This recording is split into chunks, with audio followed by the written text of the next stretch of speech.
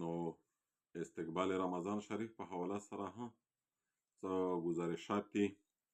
رمضان شریف په چاره دو چې میږه د رسول الله صلی الله علیه وسلم د امتی کېدلې مظهر خپل ځانونه جوړ کړي. صحابه کرامو د شعبان نه سره د رسول الله رمضان شریف ته پوره داسې تیاری کوو لکه د میږ د توس چې یوه ډېره غټه شاباده وي، هغې د پوره په وخت تیاری کوي. څه میاشتې د مخه، څه شپې د مخه، څه هفتې د مخه معمولات مؤخر کول، مقدم کول. او هغې د حضور صلی الله علیه وسلم کانه جوادا ډېر زیات سخي و په رمضان شریف کښې. هغه میاشتو چې په هغې په دې میاشتې حضور صلی الله علیه وسلم د جبرائیل دور د قرآن شوی دی. هغه میاشتو چې په دې کښې قرآن مجید نازل شوی دی، هغه میاشتو چې په دغې میاشت کښې د عبادت یو سیزن ولګېږي، د هر عمل زون لره قیمت چک شي، هر عمل په څو چنده باندې ثواب انسان ته ملاویږي. صحابه کرامو خپل سره کښېناستل، په دوی تذکرې کولې، په دوی مجلسونه سره کول، په دوی خبرې سره کولې، ریحان سیحان د معمولات شبه دوی مخشه ورسته کړل. د خپل نوافل کښې اضافه وه په تلاوتونه، په صدقات کښې او په ذکر و اذکار کښې. یعنی انسان ته میشته په چار دو چې د رمضان ارتاک سره سره میش د دنیا خپل چې کوم روټین وي یا چینج کړي. باید میشه شپه تېروي، میشه په لډو تېروي، میشه په کیل کود په صیبتونه تېروي، میشه په نورې مجلسي تېروي. ډېر خلک شپه تېروي خو په دا مشغولات یې تېروي، په عبادت یې بیا نه تېروي. دا ډېره زیاته بدنصیبي ده. هره لمحه یې د قیمت نه خالي نه ده، هره لمحه یې د قیمت نه خالي نه ده.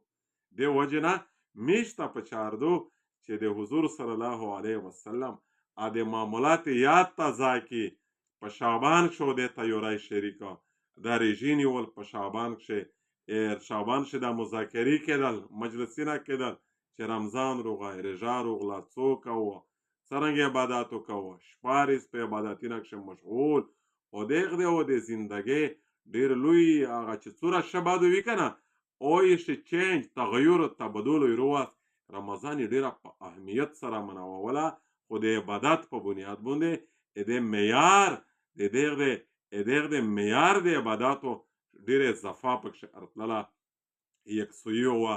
بلکل دنیا نه کټ صرف د الله جل شانه په عبادت کښې مشغول اوسېدل. او میشته هم په چار دو چې میږه دنې خو داسې بدنصیبه وي چې و رمضان میشت رژه نه نسي. الله جل شانه دا میشته د رمضان د نیولې په اکمله او په پیره او په سره د تمام کوایف د نیولې د قیمولې توفیق نصیب کو. الله جل شانه دا میږه مغفرت په دې میاشته وکړي. دې میاشتې د هر شي مطلب یو سیزن وي، خو په رمضان شریف کښې د عبادت مکمل یو سیزن ولګي. لہذا تمام سامعین نه او ناظرین نه مسلمون ورنه نه دا ډېر په اهمیت او ډېر په ادب سره گزارش دی چې کم از کم میشتو زره بدنصیب نشي چې رمضان میاشت تر باندې تېره شي، د میشتو مغفرت نه وشي. خالي د خولې بند کول نه دي، خالي د خولې تړل نه دي.